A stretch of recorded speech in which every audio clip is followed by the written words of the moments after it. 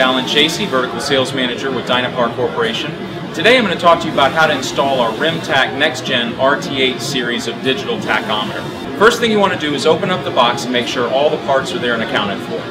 The housing, sensor modules, hardware, cover, and pulse wheel. Now that we've got our parts ready, we're going to mount them to a standard 8.5-inch C-face motor. First point, making sure that the C-face is completely clean and free of any debris or paint. Same thing with the shaft. Sometimes a little piece of emery cloth is good for cleaning up the shaft. So the first step is to take the pulse wheel, which is already assembled, and slide it onto the motor shaft.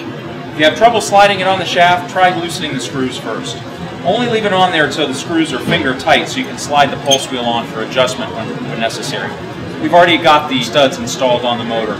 Next is to take the housing and ensure that the pulse windows are on either side and the weep hole is to the bottom. Slide it on over the bolts and make sure we get a good fit on the housing. The next step is to take our Acorn nuts and install 2 of them diagonal from one another. The reason for this step is so that later on we'll be able to install our pie plate cover. The next step is to align the pulse wheel with the housing. The pulse wheel needs to be aligned flush with this recess in the housing. Holding the pulse wheel steady through one of the windows with your hand, begin tightening in a cross-torquing pattern. And once you've had them tightened to the appropriate torque value, as listed in the manual, your pulse wheel is installed. The next step is to take your sensor module. You'll notice that they're keyed, so there's only one way that they can go in.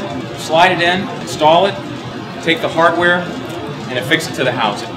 So now that we have our encoder installed properly, sensor modules are both installed in each port. We're going to go ahead and put our pie pan cover on, lock up the unit, and now we're going to make our electric connections. We've already pre-wired these. Very simple to wire, only requires the use of a flathead or a Phillips head screwdriver. There's no soldering required. And we've already got power applied, so we see that our LED is coming on to show that there's power.